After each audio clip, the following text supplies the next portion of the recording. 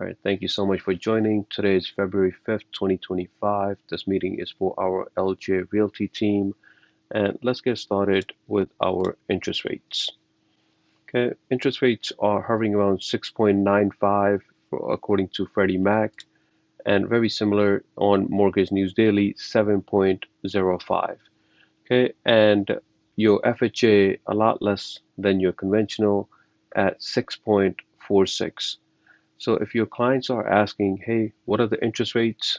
We should be able to say, hey, they're hovering around 7%. Could I get 7%? You need to talk to a loan officer and go through your scenario. Are you buying a single family or are you buying two family? Is this going to be your primary residence, meaning you're going to live there, or is it going to be for investment, right? How much down payment are you putting down? And what does your credit scores look like, right? Those are the main factors. You can have great credit scores, but if you're buying 2 units, 3 units, you might pay a little bit higher interest rate. Okay, so it's just not one factor, but there are at least four different factors. Okay, but average is around 7%. Most of the files that we have closed in last 2 weeks, most of the interest rates that we're locking in for good credit scores for primary residence, single family, were around 6.99. And then we saw non-QM loans where they're not providing any tax returns and we're going through the non-QM route and they're typically paying around 7.69. Okay, so we're very competitive when it comes to non-QM loans as well. So your client can come to us for LJ Mortgage and see their options. Okay, so the last Fed meeting that we had, there were no actions taken. Basically, the rates are unchanged, right? Why is that? Because basically the Fed is saying that our economy is doing just fine. It's going at the pace that we want. Obviously, we want the inflation to come down, but it's doing just fine. So we don't have to go ahead and do any rate cuts right now. Okay? And this for the remaining year, we got a long way to go, but they're expecting only one rate cut for the whole year. And this that might come in summer. So why would that come in summer? Why are they expecting only one? Because they feel like, hey, if the inflation comes down low enough to 2%, then they can drop it so the economy can go even do even better. Where not just home prices or home sales, everything like that, but also the cars or the whole economy for the buying power when you're buying a car, buying furniture, like buying anything for that property or for yourself, you're spending more, right? So if things are doing fine at that time, they might do one rate cut, but don't expect more than that, right? So if that's the case, that means for a remaining year, we gonna see the similar interest rates that we see as of today. So these are what different people think of this, right? Most economists, they're asking for a different opinion. Where will the rates be headed? And people have different opinion about it, right? One person said, hey, mortgage rates will stay close to where they are right now. That's how we feel because the economy is doing just fine. There's no rate cuts, so we're not expecting anything lower. So between 6.5 to 7, that should be the norm for this year. Okay. Some say, hey, mortgage rates will drop, right? They might think the same way. If the Feds will do a rate cut later this year, so the rates might drop, right? But we're not expecting that.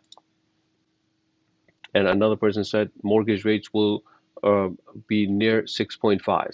Again, if they come down, this is according to NAR, your National Association of Realtors, and they're stating that it might be around 6.5. And that's what we think as well. If they do come down, we're going to see 6.5 or so. Okay. But that is not going to be the biggest game changer for this year. So we have to make sure that we work with our clients and explain to them that, hey, if you simply going to wait for the interest rates to drop, the home prices will even go higher when there's more demand and more people qualify. It's simple, a supply and demand scenario at that time, right? Why would I buy today? Why should I buy today? If they're asking you as a realtor, your job is to say, hey, give them the facts. Instead of renting, you're not building any equity, you're going to buy a house. If you're going to live in that house for the next 5 years, is going to be appreciating every single year. The price is going to go up. Your mortgage, because you're making a mortgage payment on regular basis, on monthly basis, so your loan balance is going to go lower. Whatever that difference is, that's your equity. That is your net profit, right? That's going to be your profit when you sell that property.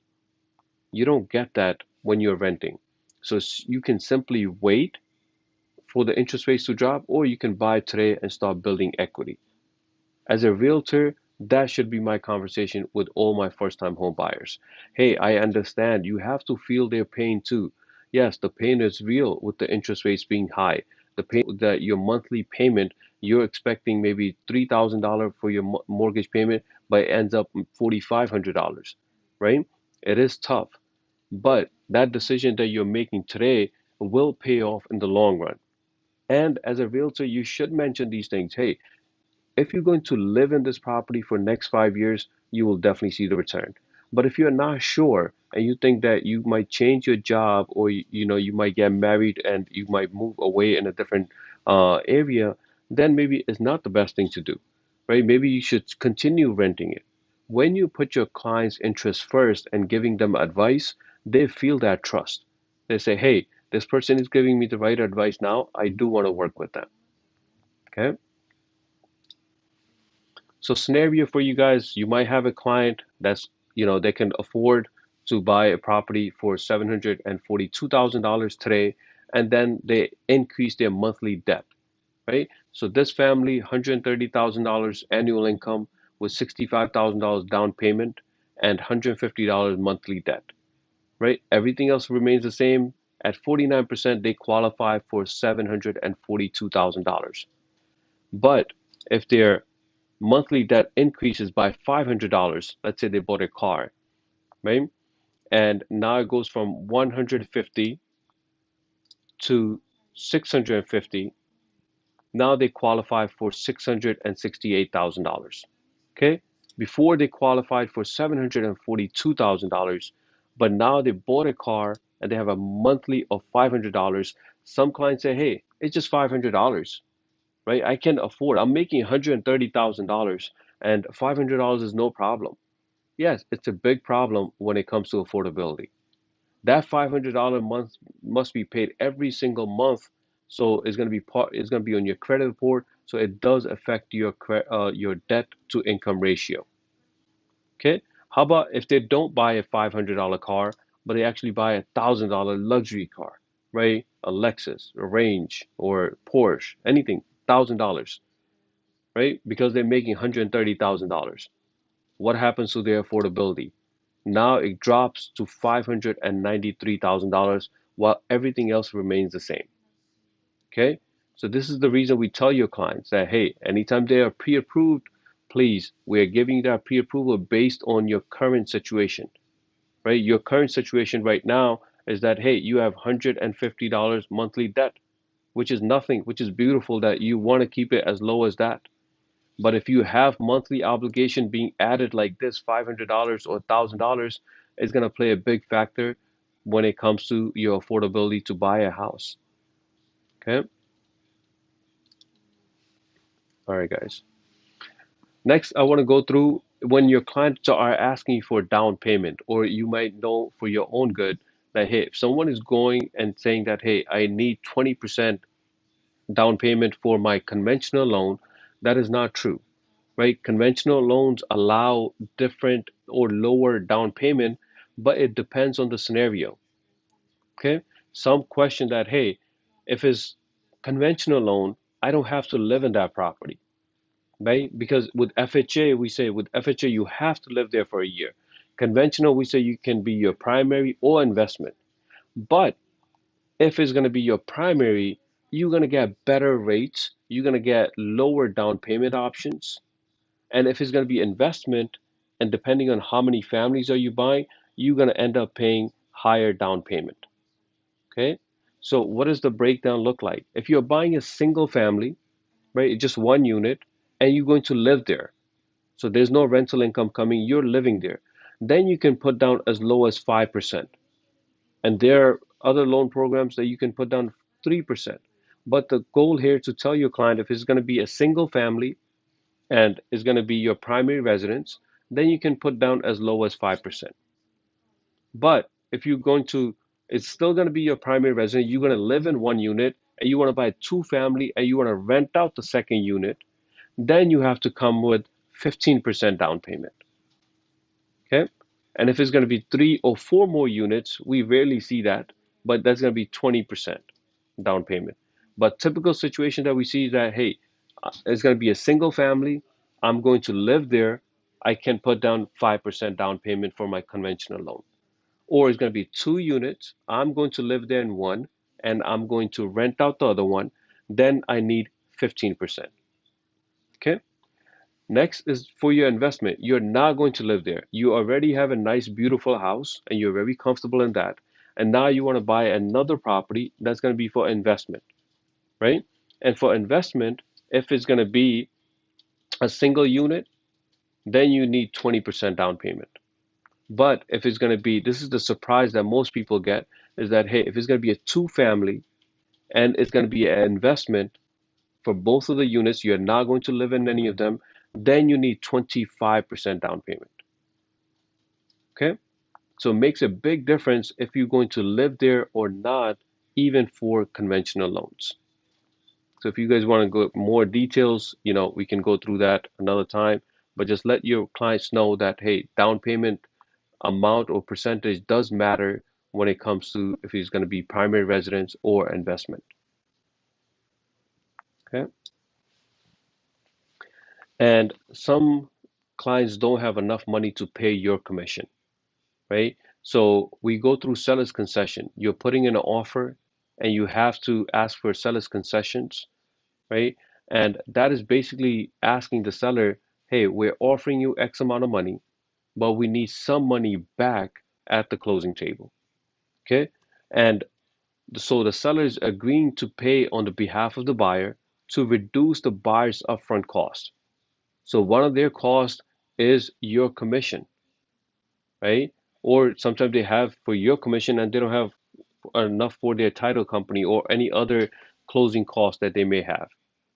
So we need to know the percentage when we are putting in an offer. Hey, what percentage of seller's concession we can actually ask for when we're putting in an offer?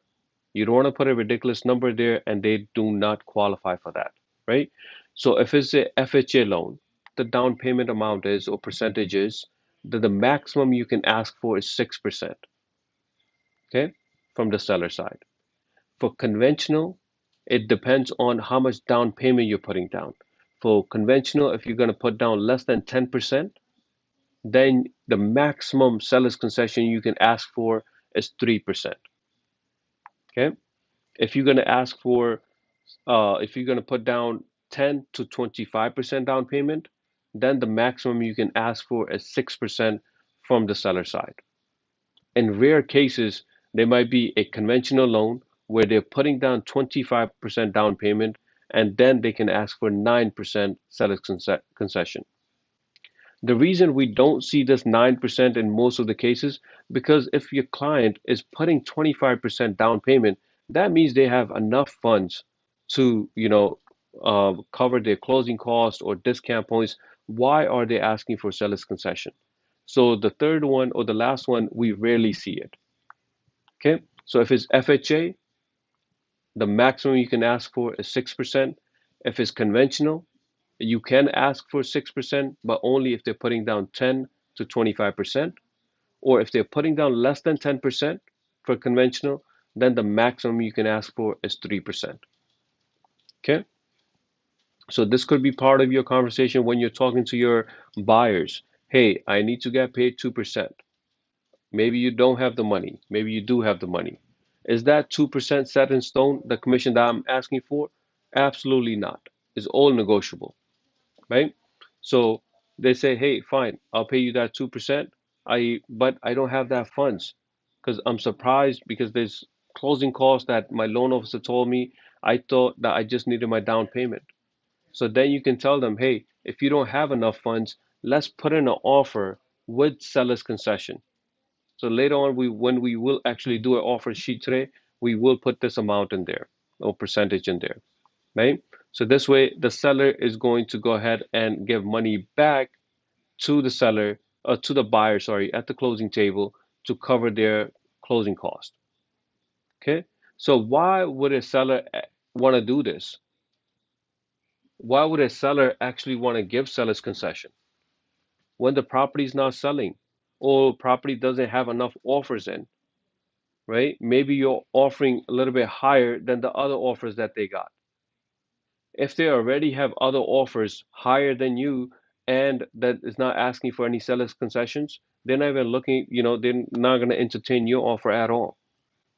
So there might be a property or two where they will allow this. Not every offer gets accepted with seller's concession, but your first approach should be, hey, Mr. Buyer, you're offering me, I'm asking you for 2% commission.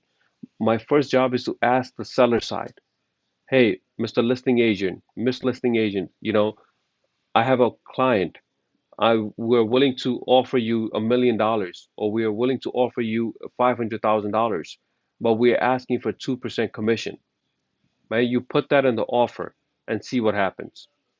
If that's a no, right, then you say maybe we can put it in the offer for seller's concession. We're offering you $1 million, but we are asking for 3% seller's concession. So that's $30,000 going back to your client. Okay, which one is better for your client? Seller's concession or the listing agent just offering 2%? So any listing agent that's going to offer any commission to you is definitely going to be better for your client, right? Because that money is coming from the seller. So if the seller is offering, the listing agent is saying that, hey, we are willing to give you X amount, that's great news. If not, then you probably want to go this route. Okay. Let me know if you guys have any questions regarding seller's concession, guys.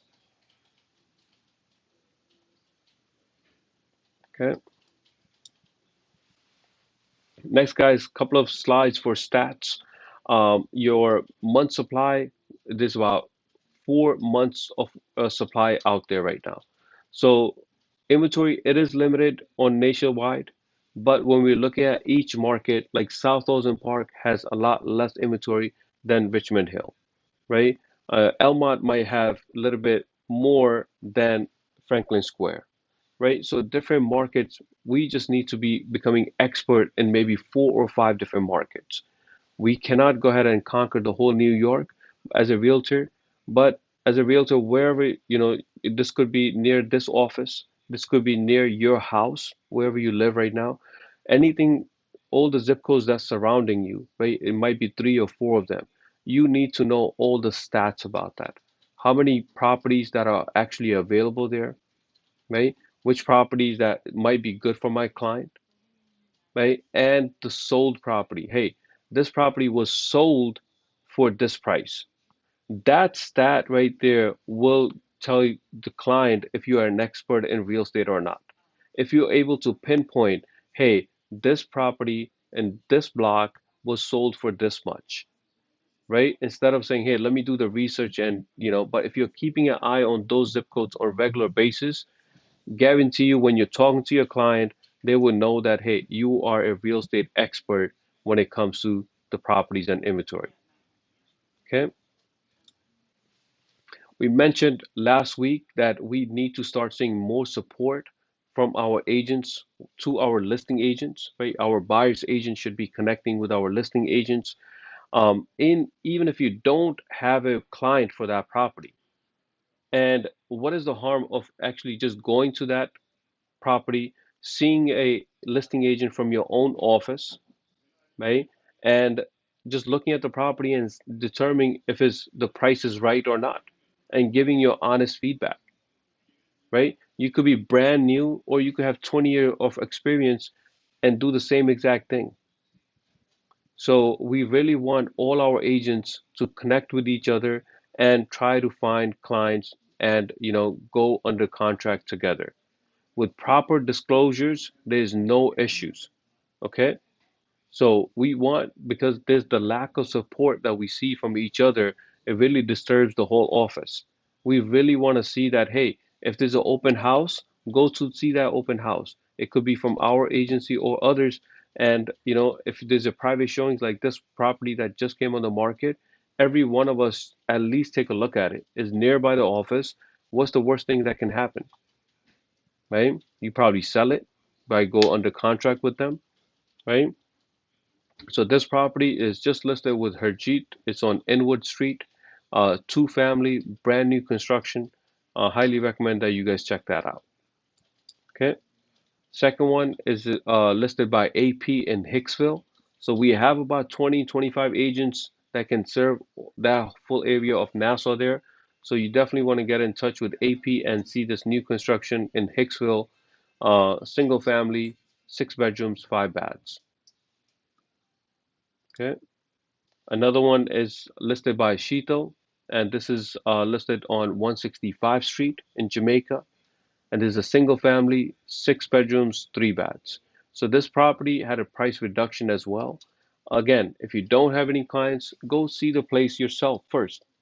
And then when you're looking at the property, you might say, hey, this is a nice lot size. Maybe this has this good features, or maybe it's overpriced. And you tell that listing agent, hey, I'm looking at other properties. Remember, there's another one maybe on 163 Street, and that one was sold for 750, and you're asking for $900,000. How come? Those are going to be your icebreakers, guys. And the last one here is in Valley Stream. So listed by Ravi, one of our agents here as well. So if you're by listing agent, if you're nearby a Valley Stream, highly recommend that you guys connect with Ravi and see this property. So we're not asking that every agent should go see every property, but we just want to get the feedback. Hey, the buyer's agents are actually coming from LJ to this listing and on regular basis and just looking at it. You don't have to go every time. Just one time is enough, right? So guys, please show support to each other. If there's an open house listed, we're trying to share more and more on WhatsApp with you guys and just start connecting with each other. Okay? More stats for you guys that hey, new family houses are being built, are being sold. Some of you guys or some of us in general, when we look at a new property and say, hey, it's listed for $1.4 million is way too high for me or you, but not for your buyer. Maybe their income, their level of thinking might be completely different. They might be coming from a different area where the prices are even higher, and they're coming to this area, right? So we don't know what the client is thinking. Do not judge your client at all. And if you find something, hey, I've been selling all my properties for $800,000 or $900,000. I'm a new agent and I'm seeing properties being sold for 1.4, 1.5, single family. Yes, there are buyers out there who are buying luxury properties. We just got to make sure that we're ready to serve them as well. Okay. If your client is asking you, hey, I'm a first-time home buyer, and I just checked some calculators online, and I think I qualify for $500,000. Uh, as a realtor, you want to tell them, hey, there's a big difference when you feel like you're just pre-qualified, but and the difference between pre-qualified and pre-approved. Pre-qualify is basically nobody's checking anything thoroughly, and no loan officer is giving any document, right? They might just say, hey, you can qualify for $500,000 without checking any documents, just by based on what the seller or whatever the first-time buyer is telling us as a loan officer. How are you going to be sure about that? By looking at the pre-approval. And when you're looking at the pre-approval, you want to make sure that as soon as you see a pre-approval, is to call that loan officer.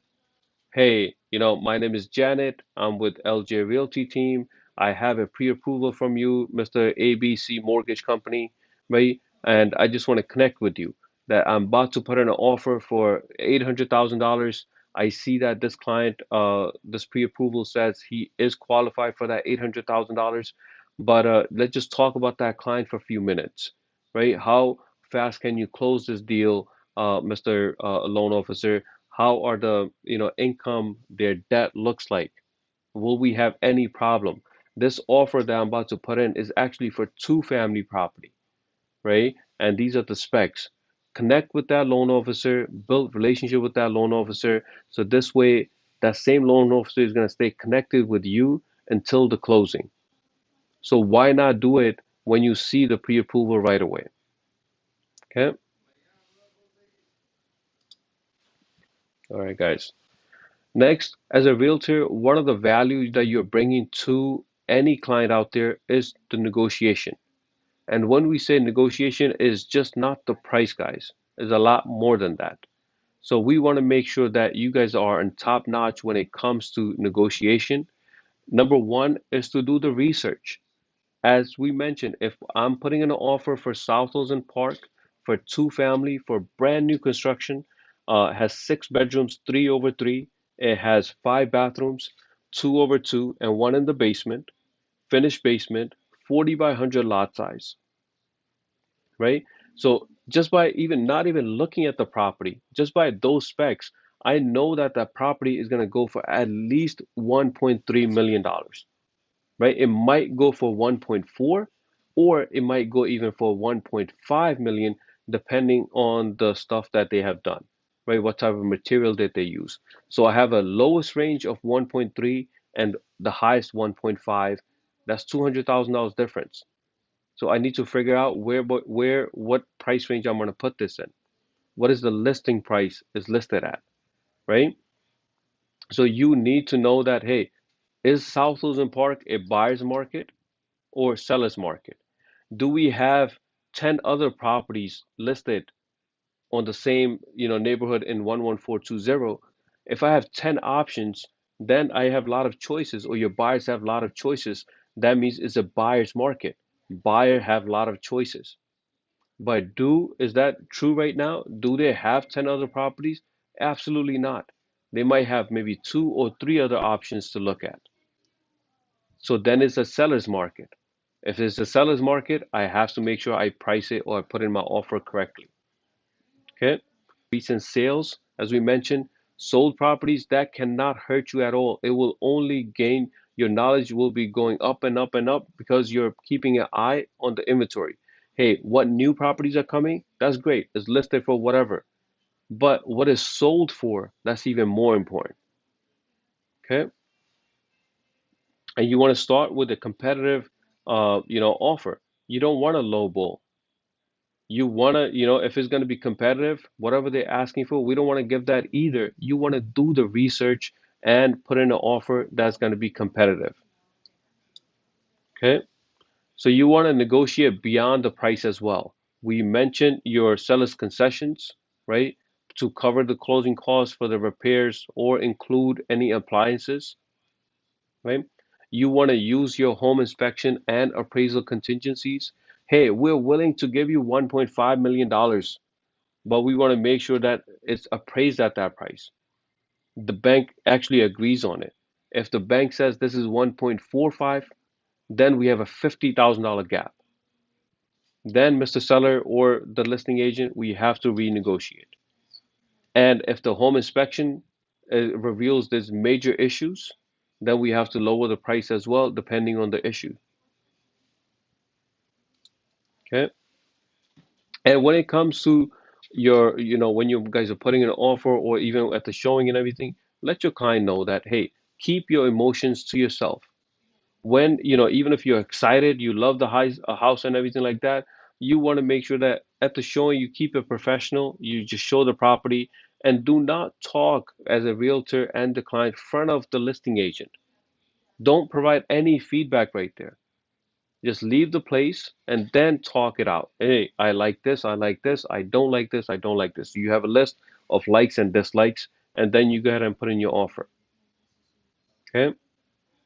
And if you're really want to negotiate, if you want to see that you have the power, then be ready to walk away. Hey, it's fine. We'll find another property. Another property may come on the market next week, next 2 weeks, next 3 weeks, depending on the area, right? So if you have that power, then you should be able to make that deal happen. And how about if you're the listing agent, right? You're on the quite opposite side. So one is your overpricing. Anytime we talk to any sellers out there, right? They're always overestimating their price. If it's list, we think that it should be listed for 900,000, they have a million in mind. If there is a brand new building and we're telling them 1.2, they're saying no, 1.3 or 1.4, right? With overpricing, you're pushing the buyers away. And then you have to decrease the price every week or 2 weeks because nobody's showing up to your open houses, right? So why not do the research beforehand, guys? Right? And tell them that there is a strategy that if you're going to list it below the market value price, right? It should be listed for a million, but let's list it for 950, $50,000 less. So this way we can create a bidding war. Anytime we have an offer, we can tell them that, hey, put in your highest and best offer. And when you have that mentality, you have multiple offers, you tend to win as a listing agent and the seller because you're going to have a bidding war and the price is going to go up. And you might end up paying, or you might end up accepting an offer very close to $1 million or even a little bit higher than that. Okay. And you want to, if you're a listing agent, when you're at a listing presentation, you're viewing the property and everything like that. One, you have to make sure that you're taking notes, right? Because you're viewing the whole house, and it's almost impossible to memorize everything that you saw in the basement, you saw on the first floor or the second floor. So start making notes for everything, all the positives and the negatives, right? So you want to make sure that if there's anything minor things that needs to be fixed, hey, Mr. Seller, let's fix these things so we don't have an issue later on and nobody's downgrading your property. Okay? And when you're seeing the offer, as we mentioned, there might be offers that might be a little bit higher than the other, but it might have more contingencies or asking for seller's concession, or you might get a cash offer and it's really below, and you might be asking for $900,000. You have a cash offer for $800,000, right? So obviously the seller will say, hey, that's way too low. I'm not going with that. Or you might have another offer for $1 million. That might be a FHA loan. It might have contingencies in there. It might be asking for a seller's concession, all of that. Your client needs to decide that. I don't care if I receive a offer that's really low or offer that's really high. Any offer that we receive, we have to present it to the seller and talk about it.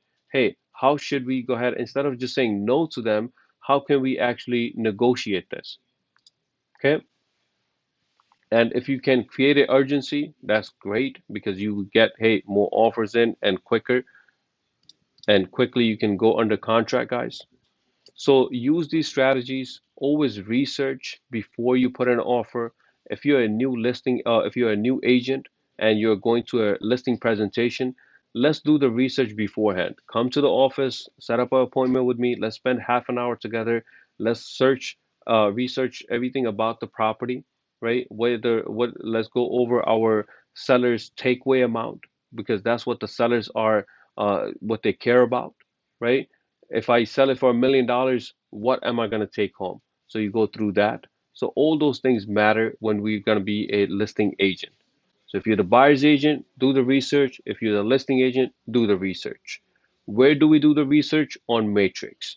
Okay, Matrix has everything that you need to see all the properties in any zip code that were sold, anything that's available, and compare apples to apple.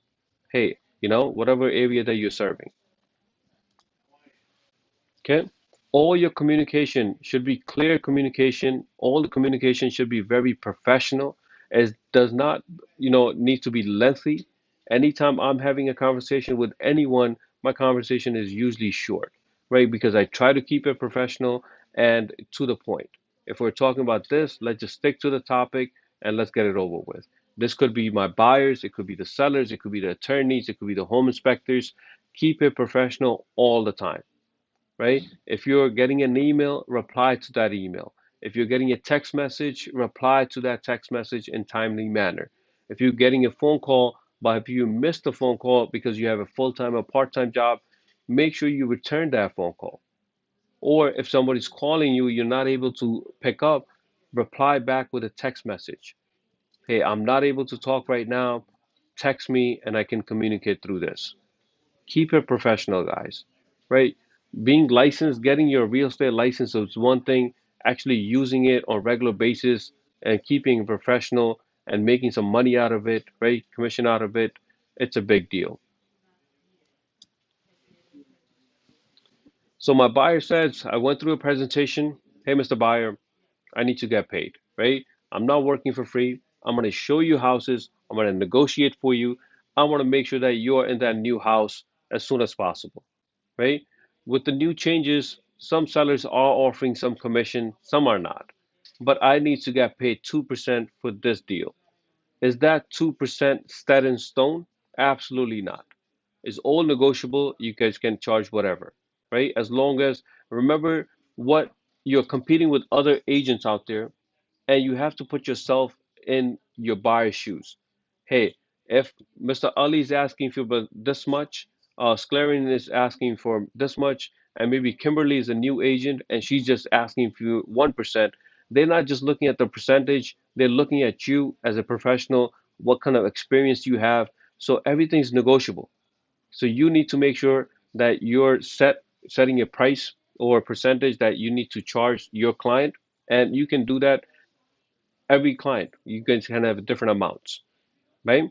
Is whatever area, whatever, you guys can set different prices. Hey, if I'm selling a property over $1 million, I'm charging this. If I'm selling less than $1 million, I'm charging this. So let's just say we agree to 2% from the buyers. And now the listing agent says, hey, they happen to offer 1.5%. So can the buyer's agent get paid 3.5? Anyone out there? Anybody? Could I get paid 3.5 because the buyers are paying me 2% and the listing agent said 1.5%? Anyone?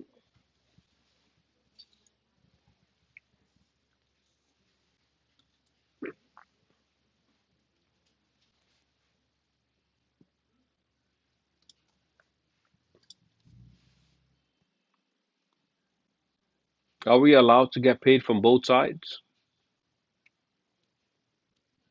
If the buyer, we have an agreement with the buyer that we can get paid 2%. And the listing agent says, hey, we're offering buyer's agent 1.5.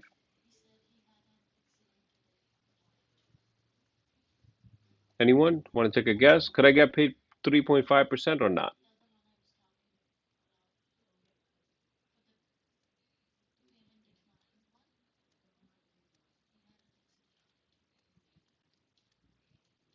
Nobody. Nobody. So the answer is no, right? I cannot get paid 3.5%. I can get paid from both sides, but since the buyer had agreed to pay me 2%, that's the maximum I can make, 2%. Okay? The listing agent is offering 1.5, so that's good news for your buyer because now your buyer owes you less, right? Your buyer owes you only 0.5%.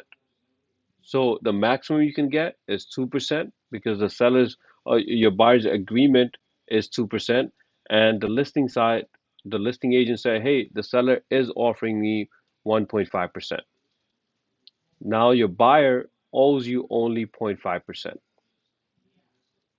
Okay. So they're mentioning that on average, since the changes of last August, right, the buyer's agent's commission has decreased a bit, and so did your listing agents. So this is on average. That's why you see the numbers like this, right? So there's no set price or percentage. Everything is negotiable. So if you're the listing agent, you can approach it in one way or another. Hey, Mr. Seller, you only got to pay me, right, to represent you, and we don't have to offer anything to the buyer side. Or you can say, hey, Mr. Seller, when we are listing it, if you want to sell it quickly, let's offer something to the buyer side. So this way we can sell this property quickly. Not every buyer out there has money to pay commission to their buyer's agent. So Mr. Seller, let's offer them something. Okay, that's why still majority of the deals that is being done, they still the sellers are offering commission to the buyer's agent. The change that came is that we cannot require the sellers to pay the buyer's agent, right? They're not required to pay, they have the option to pay. If they have the option to pay and they want to sell the property quickly, they are offering commission. So whatever commission that they're offering you, just subtract it from your buyer's agreed uh, form that you have. Okay. All right, guys. Next, I want to show you our transaction desk here. In transaction desk, as a buyer,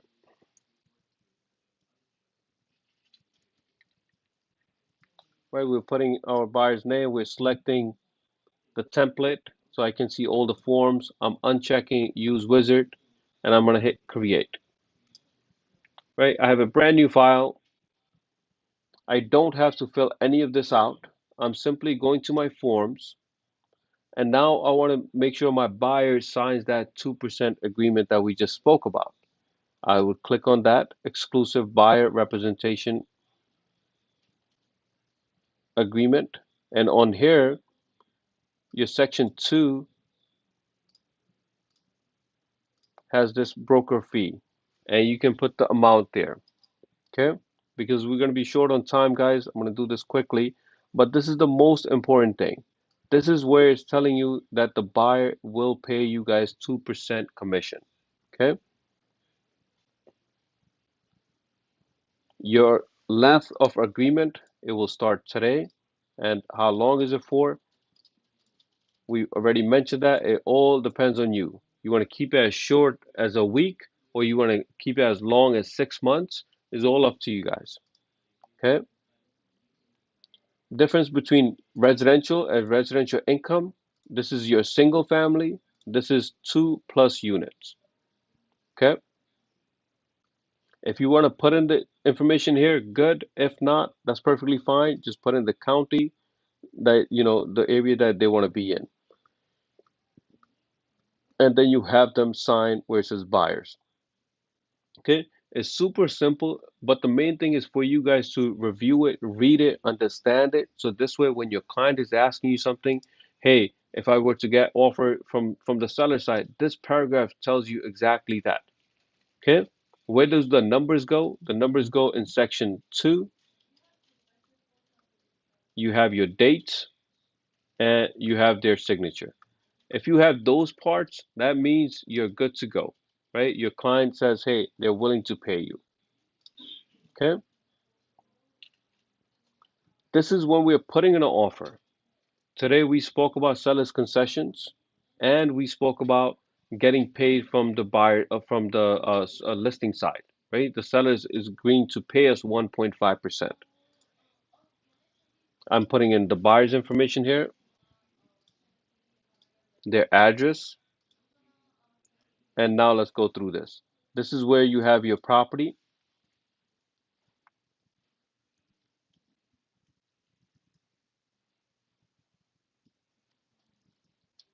right?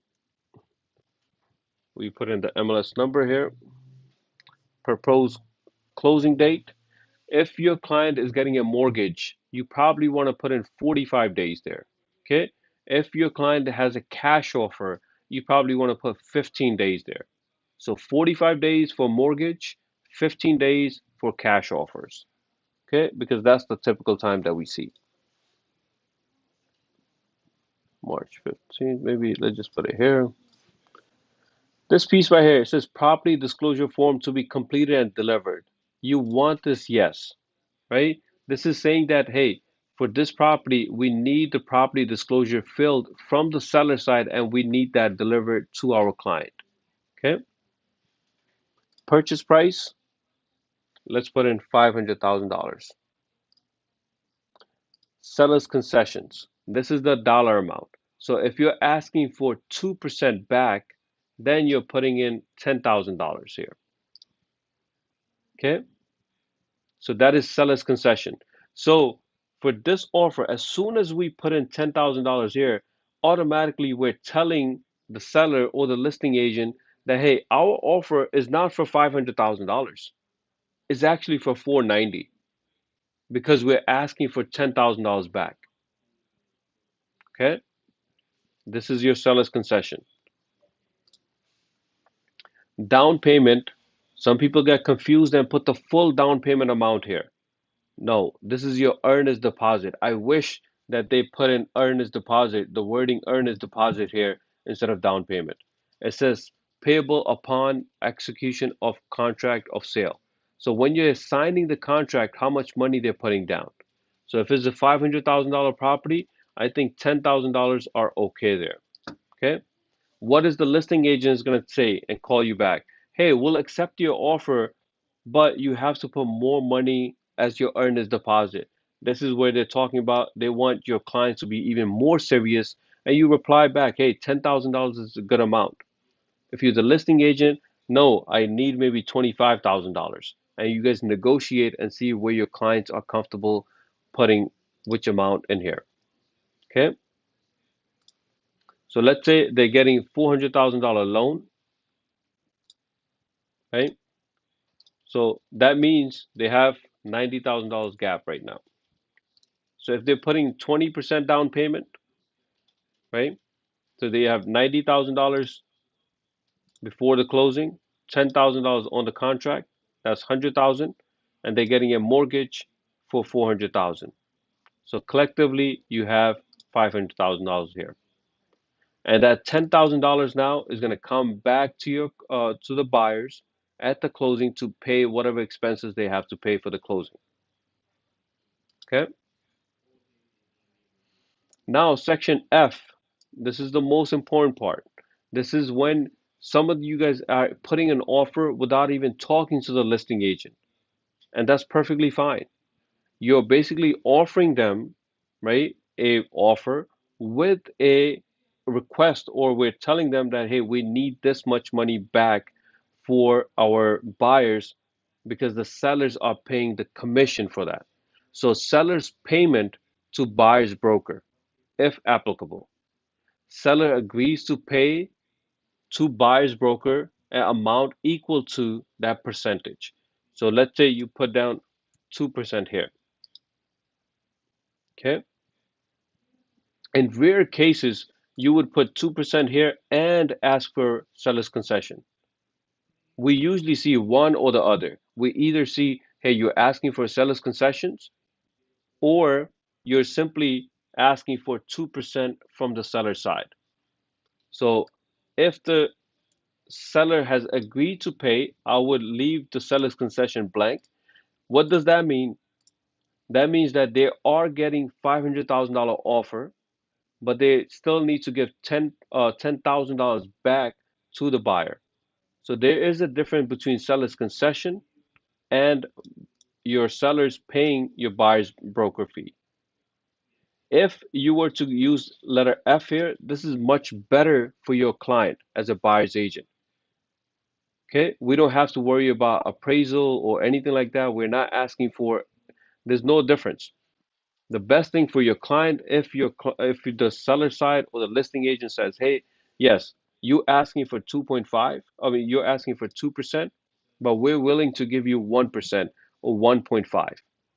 Whatever amount that they agree to, then the remaining balance, your client is owed that amount to you. Okay? Guys, please let me know if you guys have any questions on this, because this is every offer that you're putting in. This is the strategy that you're going to want to use for your client. That, hey, Mr. Buyer, if you don't have enough money to pay me for my fee, I can either ask for a seller's concession. That means you're paying that fee right now.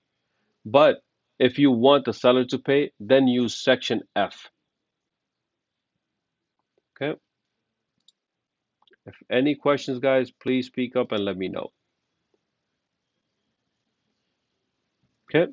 Contingencies. If you're checking these off, that means you're telling the listing agent, hey, we have a pre-approval, but I want to make sure we have a commitment letter. I want to make sure that my client can get a loan for this amount. Okay? For home inspection, again, if you're checking it off, you're telling them, hey, there is a home inspection contingency, and we want to make sure that everything is good with the property before we move on. Okay? If your client says waive it, waive my home inspection, then you uncheck it. In rare cases, they might say, hey, waive the financing, then you would uncheck it. I would leave the financing checked at all times. I want to make sure that my client actually can get the financing. Okay.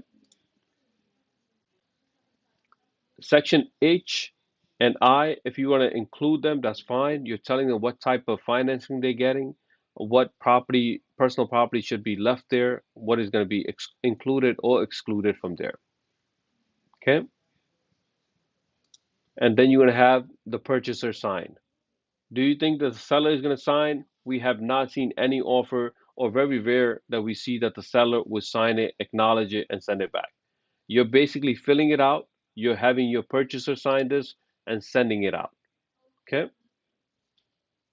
So this is our offer.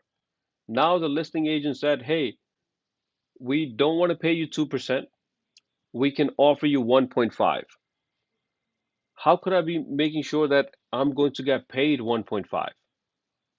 Because my offer says 2% here, unless I go ahead and send a new offer with 1.5 in it and have them acknowledge it, that's fine. But there's a better form. And the better form is right underneath it where it says confirmation of seller's agreement to pay buyer's broker. This is the form that gets you paid. Okay, this is the form that we need the listing agent sign. Have the seller sign this form, so there's no questions. So the title company or our brokerage, anytime they ask for a bill or agreement that the seller will pay this amount, we show them this form. So it's called confirmation of seller's agreement to pay buyer's broker. So once I click on it, I see the subject property. You guys know the subject property because you put in the offer for that. You get your the seller's name from the listing agent. You get the listing broker. That is going to be your listing agent, or it could be the not the broker, not the listing agent's name, but the brokerage that he works for. So how we have buyer's broker LJ Realty, you're gonna have a listing broker. It could be Keller Williams, EXP, anything that you any agent that you're working with. And then you have your buyer's name there, and we have buyer's broker LJ Realty Team. Okay. Then this is the amount where you're gonna put where it says number 3 here, seller agrees to pay buyer's broker in the amount or equal to 1.5. Right? Even though you put in an offer for 2%, you got a call back from the listing agent, hey, we'll accept your offer, but we're only paying 1.5. So you put in 1.5 here,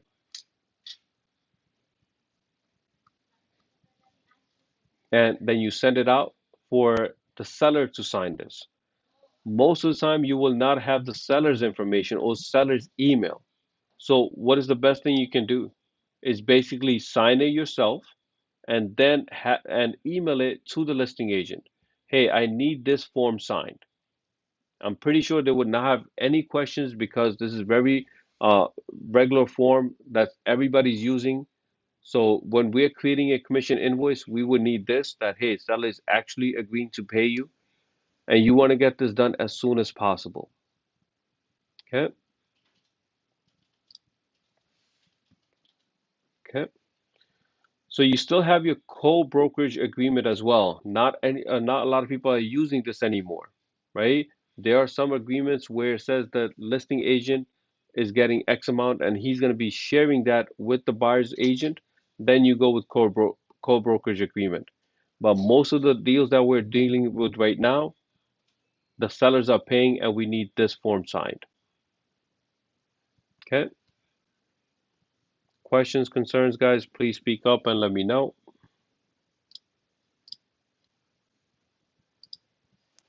Okay? All right, guys.